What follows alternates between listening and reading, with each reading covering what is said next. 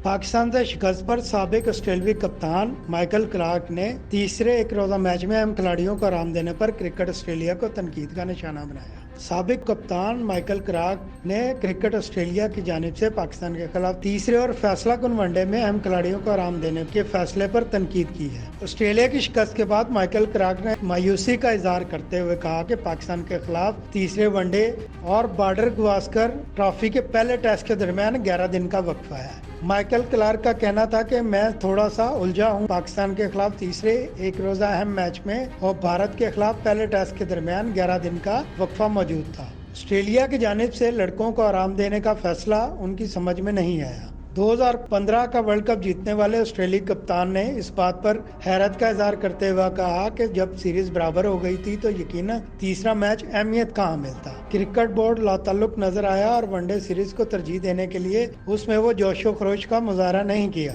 याद रहे कि तीसरे एक रोजा मैच में जोश इंग्लिश ने ऑस्ट्रेलियाई टीम की क़यादत करने के लिए मैदान में कदम रखा था, जिसे पर्थ में तीसरे वनडे में 8 विकेटों से शिकस्त का सामना करना पड़ा।